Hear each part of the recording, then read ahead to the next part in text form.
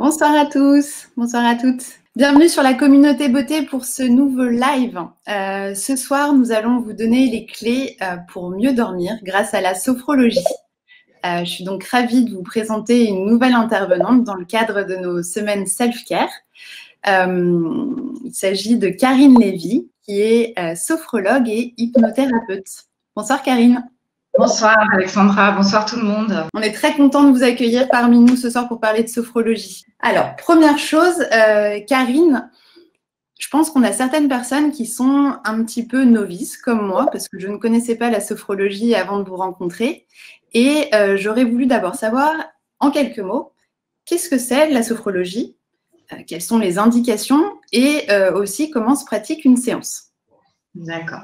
Alors déjà, je vais me présenter. Donc, je suis Karine Lévy, sophrologue hypnothérapeute depuis une dizaine d'années installée à Neuilly-sur-Seine. Et donc, je vais vous parler de la sophrologie.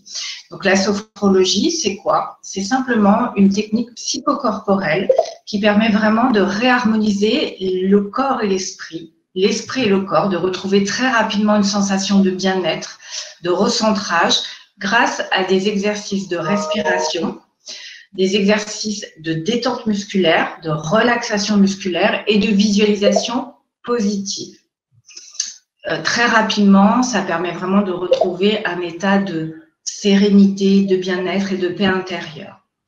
Comment se déroule une séance? Tout simplement, on est allongé sur un fauteuil de relaxation. Souvent, je mets un petit fond de musique. C'est ma voix qui va guider toute la séance. Et donc, je vais proposer aux patients de fermer les yeux, de se détendre, de faire des techniques de respiration, de relâcher toutes les tensions du corps, de la tête aux pieds, des pieds à la tête, et de partir après sur un principe de visualisation positive. Voilà, tout simplement, une séance se passe comme ceci. C'est très agréable, c'est un moment de relaxation, c'est vraiment un moment de lâcher prise, de détente, de se recentrer sur le corps et surtout sur l'instant présent. C'est très important. Voilà.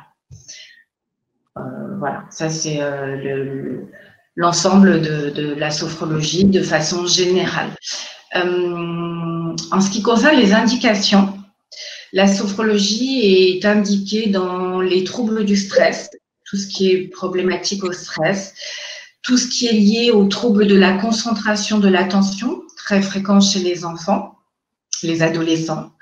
La sophrologie aussi est une de mes spécialités, c'est la préparation à l'accouchement. Bien sûr, la sophrologie est indiquée dans les troubles du sommeil. Tout ce qui concerne aussi la préparation aux examens, que ce soit les examens médicaux ou les examens scolaires, préparation à un entretien professionnel, la préparation pour la prise de parole en public. La sophrologie est aussi indiquée dans les crises d'angoisse, les problèmes d'anxiété, tout ce qui est aussi lié aux phobies, aux addictions, et puis l'arrêt du tabac principalement. Voilà, c'est aussi une de mes spécialités. Voilà, donc les indications concernant la sophrologie sont à peu près ce que je vous ai dit. Voilà. C'est un large panel. Tout à fait. Alors, une chose, la sophrologie est pratiquée que ce soit pour les enfants, les adolescents, les adultes et les seniors. Voilà, c'est quand même assez large. Très bien. Merci pour ces petites précisions. Du coup, ce soir, on va plutôt parler de sommeil. C'est aussi une de vos spécialités. Moi, j'avais envie effectivement d'abord d'évoquer les bienfaits de la sophrologie sur le sommeil. Est-ce que vous pourriez déjà un peu nous expliquer comment fonctionne le sommeil? On parle de cycle de sommeil, par exemple. Alors, le sommeil, effectivement, comprend des cycles. Il faut savoir que dans une nuit, à peu près, en fonction du type de dormeur, on a entre 3 et 6 cycles de sommeil. Un cycle de sommeil dure à peu près 90 minutes. Et on va comparer le sommeil à un train. C'est-à-dire qu'un train, on va s'arranger pour toujours être là à l'heure et prendre son train. Pour pouvoir… donc, le cycle de sommeil, donc on va le comparer à un train. Et ce train, il comprend des wagons. Ces wagons sont des cycles de sommeil. Dans un wagon, dans un cycle de sommeil, il y a des phases. Donc, la première phase, qui est en lien avec l'horaire du train, c'est qu'on va essayer de se coucher toujours à peu près à la même heure.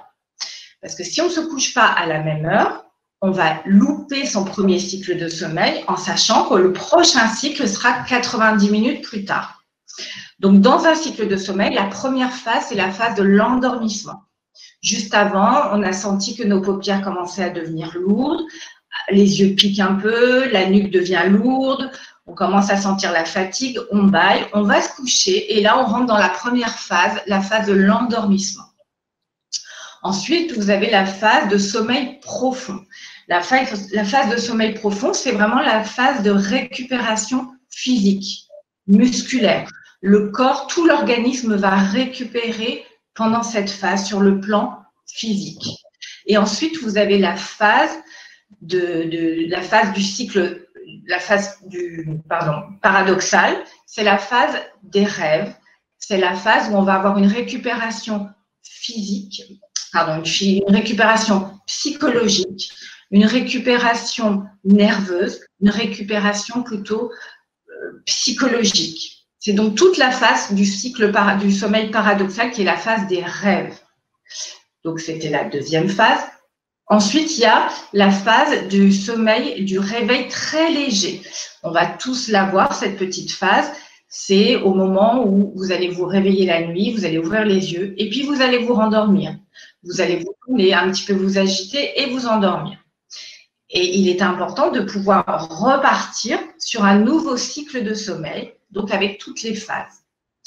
Et la sophrologie va intervenir dans différentes problématiques autour du sommeil, notamment au moment de l'endormissement et au moment de la phase des réveils nocturnes. Donc, au moment de l'endormissement, la sophrologie va vous aider à calmer les ruminations, les pensées obsédantes. Elle va vous aider à vous recentrer sur le moment présent. Et on va pratiquer des exercices de respiration, de détente, de visualisation.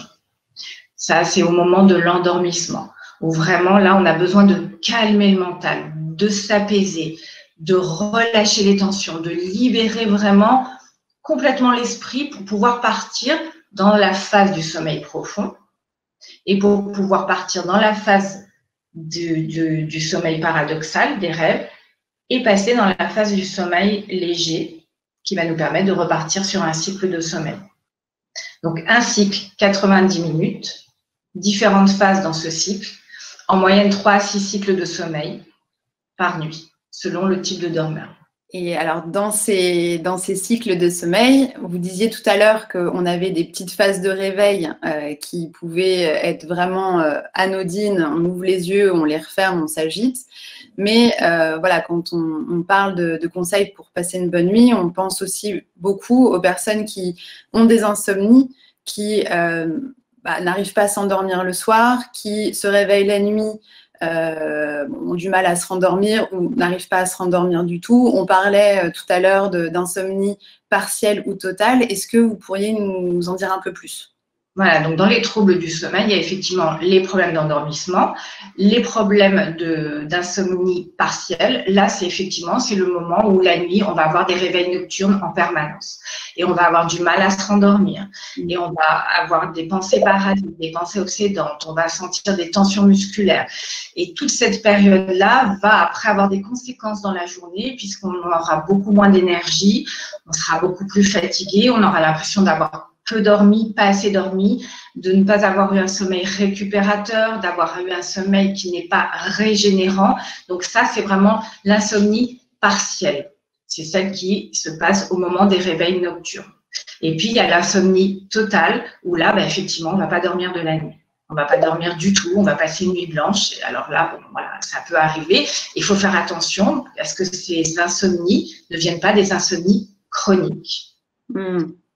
Et c'est très important. Et il va y avoir donc différentes causes à ces insomnies. Il va y avoir toutes les causes multifactorielles qui sont les causes liées aux maladies, sur le plan physiologique, certaines maladies peuvent entraîner des troubles du sommeil, comme le diabète, les problèmes d'hypertension, les problèmes on appelle ça le syndrome des jambes sans repos, les problèmes de thyroïde peuvent apporter des troubles du sommeil. Il y a certaines maladies qui sont très embêtantes et qui vont vraiment complètement dérégler les cycles de sommeil. Après, il va y avoir des causes multifactorielles, tout ce qui va être problèmes hormonaux, que ce soit chez la femme avec la ménopause, que ce soit chez l'homme avec l'andropause. Il va y avoir aussi tout ce qui est en lien avec les problèmes hormonaux, je vous l'ai dit. Il va y avoir aussi tout ce qui est en lien avec il y a certains médicaments qui nous empêchent de dormir, qui vont avoir un effet très négatif sur le sommeil. Après, il va y avoir toutes les causes aussi psychologiques. Quand on a une période de stress, d'angoisse, d'anxiété très importante, ça va avoir des incidences sur le sommeil. Tout ce qui est malheureusement les deuils vont avoir des conséquences sur le sommeil, les licenciements, tout ce qui va être en lien avec les préparations aux examens pour les étudiants ou pour les adultes va avoir un effet sur le stress, donc peut avoir des conséquences sur le sommeil. Il va y avoir une cause de déménagement. Un mariage peut aussi, même si c'est joyeux, ça peut aussi entraîner du stress et donc empêcher les gens de dormir. Voilà, il y a beaucoup de causes, et puis il va y avoir, donc ça ce sont les causes psychologiques, il va y avoir aussi les causes environnementales. Une chambre qui est trop chauffée, des bruits dans l'environnement. Il peut y avoir une mauvaise literie, trop d'excitants. Il peut y avoir, voilà, si on prend trop de théine, trop de caféine, trop de thé, trop de tabac, et voilà, il peut y avoir différentes causes qui peuvent nous empêcher de dormir. Donc, voilà, en gros, ce sont les différentes. J'ai deux petites questions dans le chat avant de passer à vos conseils pour mieux dormir. J'ai Brigitte qui nous demande si ça signifie quelque chose si toutes les nuits on se réveille à la même heure. Alors ça peut être un problème organique. Ça peut être un problème au niveau du foie. Et ça peut être aussi un problème au niveau des reins. Donc, souvent, il faut aller voir un acupuncteur aussi. Ça peut aider quand on a des problèmes de foie. Ou, je crois qu'il me semble, je ne suis pas sûre que le foie, c'est 4 heures du matin et que les reins, c'est 5 heures du matin. Mais bon, il faudrait demander des conseils auprès d'un acupuncteur. Mais effectivement, il peut y avoir une cause organique par rapport à ça. D'accord, intéressant. Et oui. J'ai aussi Régine qui nous dit comment lutter contre le syndrome des jambes sans repos. Alors ça, je sais que j'ai déjà eu des patientes qui avaient eu cette problématique. Elles étaient allées voir leur généraliste et elles avaient un traitement pour ça. Il y a des médicaments qui aident pour ça. Après, on peut faire appel à un sophrologue pour pouvoir apprendre à se relaxer parce qu'il y a aussi une certaine nervosité intérieure. Mais en premier lieu, souvent, c'est bien d'aller voir son généraliste, de lui en parler et de voir si on peut prendre un léger traitement pour pouvoir améliorer ce problème. Mais ça, c'est une cause des insomnies aussi. D'accord. Alors, j'ai une dernière petite question. Comme ça, après, on passe aux solutions. J'ai Eve qui dit, si on est dérangé pendant une phase de sommeil profond ou paradoxal, quelles sont les conséquences, surtout si cela se produit souvent? Je pense qu'elle a un petit bébé qui est petit et qui doit la réveiller très souvent. Est-ce que ça a des conséquences quand c'est sur le sommeil profond? Le problème, c'est quand elle se réveille, elle est complètement en décalage. Elle va se sentir comme le sommeil est complètement coupé. Et ben, il y a eu une interruption du sommeil, donc elle va pas avoir du tout le sentiment d'avoir récupéré. Parce que c'est un peu le principe quand on fait des siestes récupératrices aussi, par exemple, une sieste, on conseille de faire une sieste de 15 à 20 minutes. Voilà, 15-20 minutes, on est bien. On n'est pas parti dans le sommeil trop profond, ce qui lui arrive quand elle s'endort et qu'elle se réveille au moment du sommeil profond. Donc, on est en énergie, on est bien, on a récupéré, on peut repartir sur, continuer sa journée. Et quand on repart sur une sieste beaucoup plus longue, il faut à ce moment-là, la faire sur un cycle complet, donc 90 minutes, pour pouvoir avoir fait toutes les phases du sommeil, pour avoir récupéré complètement. Et ça, ce sont souvent des siestes qu'on peut pratiquer le week-end. D'accord. Parce qu'après, on est bien en énergie. Donc là, c'est vrai que c'est compliqué. Souvent, les mamans qui ont des bébés en bas âge, elles sont réveillées souvent dans différentes phases du cycle. Et donc, c'est compliqué pour elles de se rendormir. C'est pas facile. Je sais. Mais la sophrologie va peut-être les aider à se rendormir plus facilement. C'est ça. Ce qui est intéressant, c'est qu'elles vont apprendre à se rendormir plus facilement. C'est-à-dire qu'une fois qu'elles se sont occupées de leur bébé, hop, elles se recouchent, elles peuvent se rendormir. Parce qu'elles auront appris les techniques de respiration, de relaxation, de visualisation. Donc, c'est là où ça peut les aider. Très bien. Alors, la transition est parfaite pour, du coup, nous raconter un petit peu quels sont vos conseils de sophrologue pour mieux dormir, du coup. Alors moi, les premiers conseils que je vais donner déjà aux gens, c'est d'éviter tout ce qui est excitant le soir. Donc vitamine C, Coca-Cola, le thé, le café, l'alcool, voilà, tout ça, ce sont des excitants. Une autre chose qui est importante, c'est le soir de ne pas faire des repas trop copieux, de ne pas manger ni trop de sucre, ni trop de gras.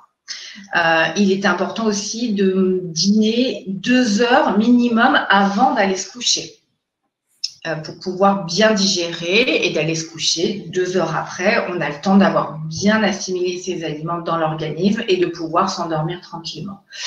Ce que je conseille aussi, c'est d'avoir une chambre qui a été aérée et où la pièce n'est pas trop chauffée, qui n'excède pas 18-19 degrés.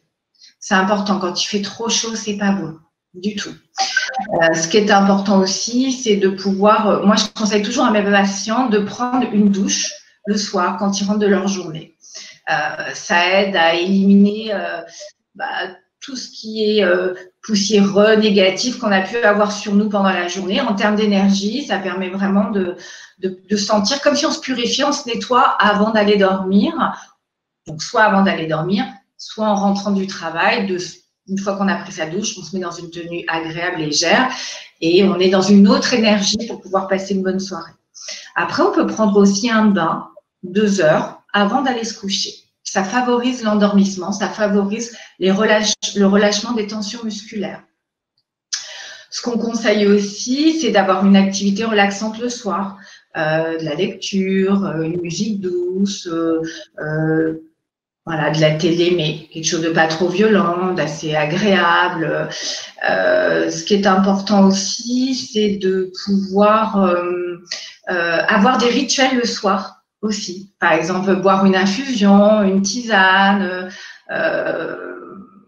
Voilà, c'est important de pouvoir avoir certains rituels. Ce qui est important aussi, c'est de ne pas utiliser l'ordinateur le soir avant de se coucher, les portables.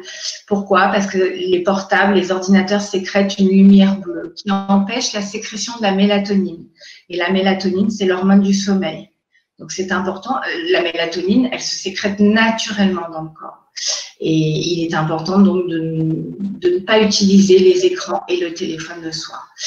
Ce qui est important aussi, c'est de réserver la chambre vraiment au repos, à l'intimité, ne pas manger dans son lit, ne pas travailler dans son lit, ne pas regarder l'ordinateur dans son lit. C'est vraiment réserver la chambre au repos et à l'intimité. Ce qui est important aussi, c'est de ne pas faire de sport le soir trop tard. Pas de sport trop violent à partir de 18-19 heures, parce que le sport peut être aussi un excitant. Moi, il y a quelque chose que je conseille aussi, c'est d'avoir un petit carnet avec un stylo sur sa table de nuit pour libérer la surcharge mentale. C'est important de pouvoir écrire sur ce petit carnet tout ce qui vous passe par la tête, tout ce que vous devez faire le lendemain, tout ce que vous devez faire dans la semaine, tout ce qui est là et qui va vous polluer, qui va vous prendre de l'énergie et qui risque de créer des peurs, des ruminations, le fait d'oublier certaines activités, certaines tâches à faire. Donc ça, je trouve que c'est pas mal aussi d'avoir une petite to-do list à côté de son lit le soir. Pour mieux dormir, est-ce que c'est des séances à faire, par exemple, chez une sophrologue 1 ou 2 fois par semaine, ou c'est des petits exercices qu'il faut vraiment faire chez soi le soir avant de s'endormir, par exemple? Souvent, moi, par exemple, ce que je propose, c'est que les gens viennent faire une séance, j'enregistre la séance sur leur téléphone et je leur propose d'écouter la séance pour s'endormir le soir. Donc, soit ils mettent des écouteurs, soit ils laissent le téléphone sur leur table de nuit et ça leur permet vraiment de pouvoir rentrer dans une séance de relaxation, de sophrologie, de se détendre, de calmer le mental, de relâcher les tensions musculaires. Donc, après, en séance, au cabinet, on peut aussi donner des petits exercices pratiques, ce qu'on va faire tout à l'heure. Voilà, donc, mais je pense que pour bien mettre en place les bons réflexes, c'est important d'avoir fait quelques séances avec un sophrologue ou une sophrologue. D'accord. Alors, peut-être juste avant de passer aux exercices pratiques, il y avait juste Jennifer qui nous demandait combien de temps en fait duraient les phases de sommeil, parce que vous nous aviez dit tout à l'heure que c'était 90 minutes, mais chaque phase de sommeil, est-ce que vous pourriez juste nous donner le timing, le sommeil léger, le sommeil paradoxal Alors, très bonne question. Je ne sais pas exactement le détail de chaque, parce que c'est plus ou moins long aussi selon les personnes, selon le nombre de cycles de sommeil qu'il va y avoir pendant la nuit. Donc, c'est, voilà, on sait que c'est 90 minutes, mais on ne sait pas exactement, enfin, je ne sais pas exactement comment est réparti les 90 minutes, comment sont répartis, pardon, les 90 minutes dans le cycle. Très bien. Merci pour toutes ces réponses à nos questions. Est-ce que vous voulez qu'on passe aux exercices pratiques qui vont vraiment aider toutes les personnes qui sont avec nous ce soir à voilà, mieux dormir cette nuit, mieux se rendormir s'il y a des petites insomnies et être au top au réveil? Oui, bien sûr, avec plaisir. On va pratiquer une séance, on va pratiquer une mini-séance où on va faire de la respiration pour s'apaiser, se détendre, de la relaxation, de la détente musculaire pour bien relâcher toutes les tensions dans le corps et un petit exercice aussi pour apaiser le mental qui peut être agité le soir avant de s'endormir. Voilà. Ok, super. Je vous laisse à l'écran. D'accord. Et on se retrouve juste après. Je suis là. Merci, à tout de suite. Voilà, donc ce que je vous propose dans un premier temps, bon, j'imagine que vous êtes assise et assis sur votre fauteuil ou sur votre chaise. Si y a certaines personnes qui préfèrent pratiquer la séance allongée, il n'y a pas de problème, vous vous allongez sur votre matelas. Et puis, ce qui est important, c'est vraiment de vous sentir bien, bien installé, bien confortable pour pouvoir faire cette séance. Voilà, dans un premier temps, vous allez fermer vos yeux. Prendre conscience de tous les points d'appui de votre corps sur le fauteuil ou sur le matelas. Vous ressentez bien tous les points de contact de votre tête sur le support, tous les points de contact de votre dos, les points de contact de vos bras, de vos mains, de vos doigts sur le support, fauteuil ou matelas. Et les points de contact de vos fessiers, l'arrière de vos cuisses et vos pieds. Et puis, vous allez commencer par pratiquer une respiration calme et apaisante. Dans un premier temps, vous allez bien vider vos poumons sur l'expiration.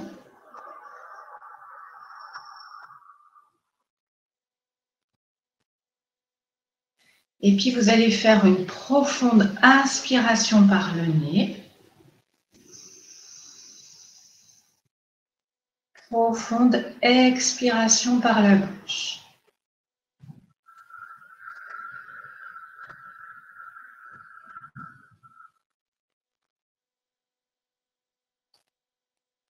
À l'inspiration, votre ventre va se gonfler doucement comme un ballon. À l'expiration, il va se dégonfler agréablement comme un ballon.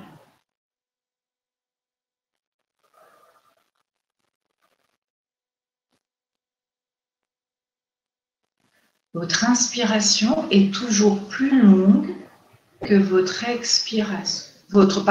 expiration est toujours plus longue que votre inspiration. Donc, j'inspire.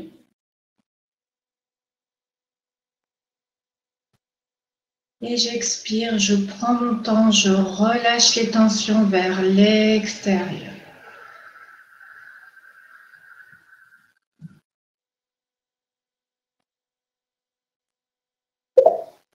J'inspire profondément.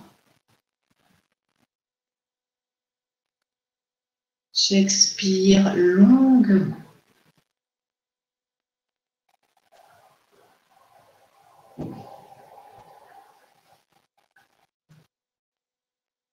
La respiration me calme, m'apaise. Elle m'aide à me recentrer sur moi. Elle m'aide à relâcher toutes les tensions vers l'extérieur, hors de mon corps. Et la respiration m'aide à me recentrer, à retrouver mon calme intérieur. Donc, j'inspire profondément. J'expire profondément.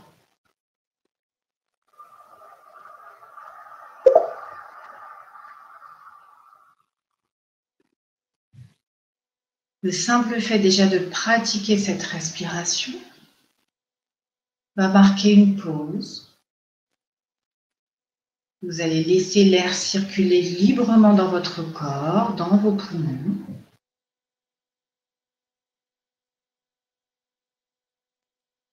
Le simple fait de pratiquer cette respiration plusieurs fois va vous calmer et vous apaiser.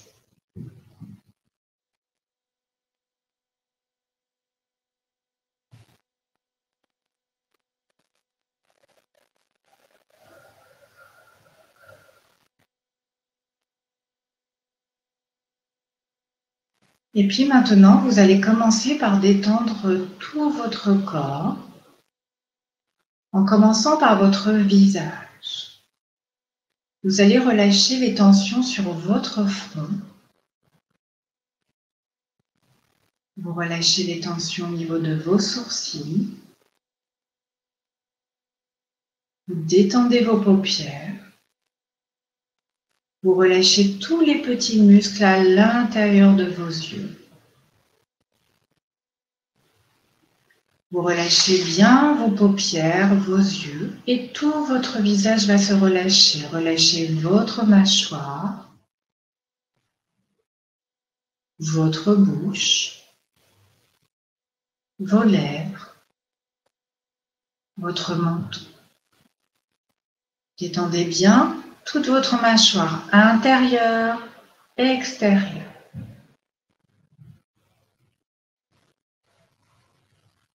Le front, car il marque les expressions, les soucis. Souvent, quand on a une concentration excessive, on a des soucis, on va froncer le front. Donc, libérez bien votre front, relâchez bien votre front, votre mâchoire, car souvent nous avons les dents serrées, comme pour nous aider inconsciemment à tenir. Souvent, on crispe la mâchoire. Et puis, on va continuer maintenant la détente au niveau du cou. Détendez votre cou, la zone de votre gorge. Détendez vos cervicales, votre nuque. Et puis, vous allez relâcher vos épaules. Détendez vos épaules. Tout le stress accumulé sur vos épaules se dissipe. On va bien relâcher les épaules, car souvent elles portent et elles supportent les fardeaux de la vie. Vous allez relâcher vos bras, vos avant-bras, vos mains, vos poignets et vos doigts, jusqu'au bout de vos doigts. Et puis vous allez détendre toute votre cage thoracique, libérer votre cage thoracique. Respirez dans votre cage thoracique. Et relâchez votre cage thoracique.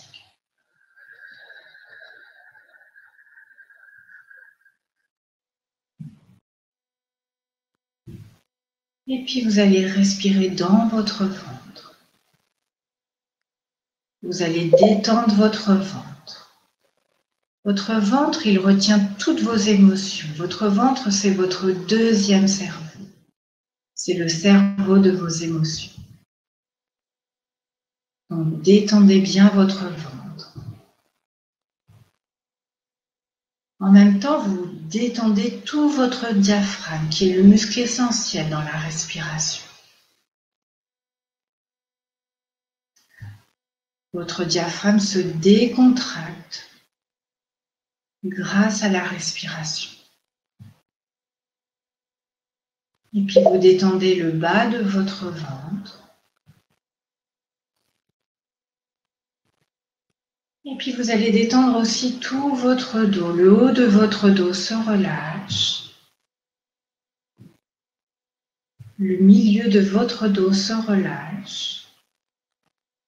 Et le bas de votre dos se relâche jusque dans vos lombaires. Jusque dans vos fessiers.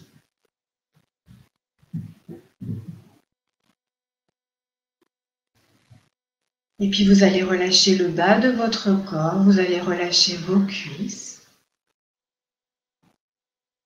vos genoux, vos jambes, vos mollets, vos chevilles, la plante de vos pieds, vos talons et vos orteils jusqu'au bout de vos orteils. Tout votre corps se relâche. Tout le haut de votre corps se détend. Et tout le bas de votre corps se détend. Tout votre corps est complètement détendu de la racine de vos cheveux jusqu'à vos orteils. Et de vos orteils jusqu'à la racine de vos cheveux.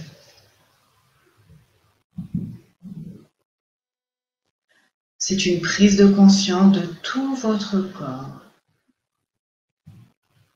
Vous êtes en train de relâcher tout votre corps dans sa globalité. Et puis maintenant, vous allez apaiser votre mental. Vous allez simplement remplir votre corps de calme et de paix.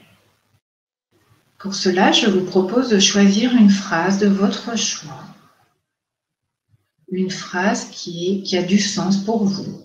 Par exemple, je suis calme, je suis en paix, je suis en confiance, je me sens en confiance. Peu importe, choisissez une phrase qui a du sens, qui résonne en vous. Et vous allez inspirer profondément cette phrase, par exemple la phrase « je suis calme », vous l'inspirez profondément. Et sur l'expiration, vous allez diffuser toutes ces sensations agréables de détente.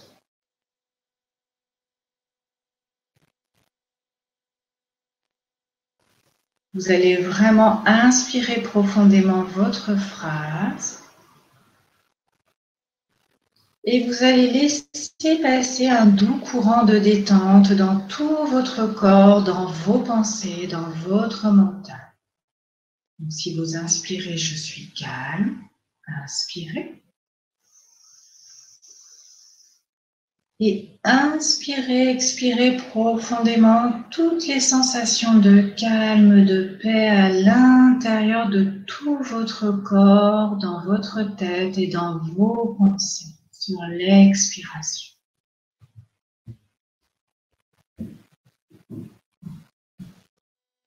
Vous inspirez votre phrase et vous expirez.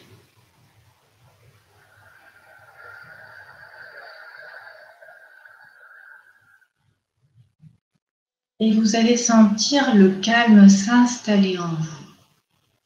La paix va s'installer progressivement dans tout votre être, au plus profond de votre être.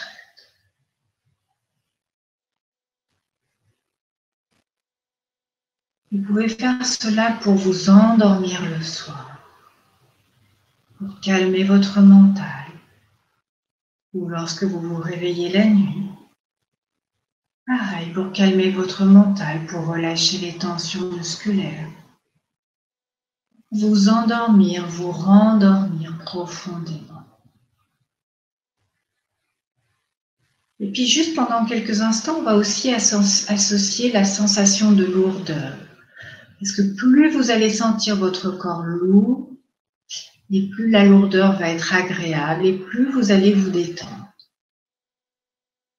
Donc vous allez ressentir que toute votre tête est lourde, très lourde. Et cette sensation de lourdeur est très agréable. Et puis vous allez ressentir la sensation de lourdeur dans tout le haut de votre corps. Ressentez la sensation de lourdeur dans tout votre corps. Vos bras sont lourds. Vos bras, vos mains sont lourds et de plus en plus lourds. Et plus le haut de votre corps est lourd, et plus c'est agréable pour vous. Et puis vous allez ressentir la sensation de lourdeur dans vos jambes et dans vos pieds. Ressentez que vos jambes sont lourdes et vos pieds sont lourds. Et plus vous ressentez la sensation de lourdeur, et plus c'est agréable.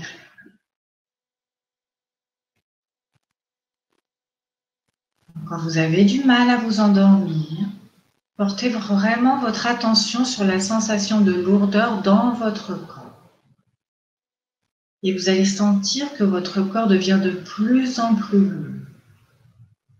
Et de plus en plus lourd. Et plus votre corps est lourd, et plus vous vous détendez. Plus votre corps est lourd, et plus vous vous relaxez.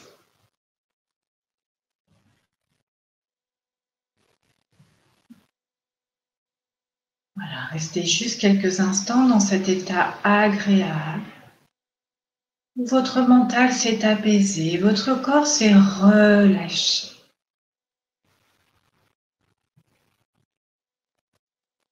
Voilà, vous allez vous exercer, peut-être ce soir, si vous avez des difficultés à vous endormir, ou souhaitez-vous vous réveiller, parfois la nuit. Pendant quelques instants, vous allez pratiquer la respiration, la détente corporelle et la phrase qui vous apaise, la phrase que vous allez choisir de calme et de détente. Et puis, vous allez ressentir la lourdeur dans votre corps. Voilà. Merci à vous, merci de m'avoir écouté. Merci Karine. J'ai failli m'endormir. Merci beaucoup pour tous ces bons conseils, pour ces exercices pratiques. Je pense que c'est assez simple à finalement pratiquer à la maison, enfin, voilà, pour s'endormir ou se rendormir en pleine nuit.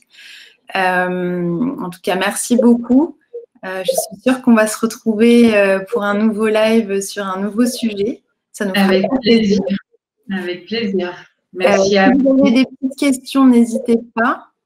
Il y a quelqu'un qui dit la durée classique pour faire ces exercices. C'est à peu près ce qu'on a fait là, c'est à peu près 10 minutes. On peut en 10 minutes, oui. Au cabinet, bien sûr, une séance est beaucoup plus longue, mais on peut en 10 minutes déjà ressentir les bienfaits. D'accord. Bon, bah super. En tout cas, merci beaucoup, Karine. C'était un plaisir de faire ça avec vous. Merci. Et on vous dit à très, très bientôt. On vous souhaite une très bonne nuit. Et en tout cas, on espère qu'elle sera douce et longue cette nuit. Voilà. Merci à tous. Merci. Je vous souhaite une bonne nuit aussi. Et Eve vous dit, Karine, que votre voix est magique. Ah, merci. Ça me touche. Merci beaucoup. C'est vrai, c'est vrai. Bon, bah, merci beaucoup. Merci à toutes d'avoir suivi le live. On est vraiment ravis de faire encore une nouvelle session self-care et on va en faire de plus en plus cette année. Donc, au plaisir de vous retrouver très, très vite, Karine. Merci Alexandra. Bonne soirée. Merci. Bonne soirée à toutes. Merci. Au revoir.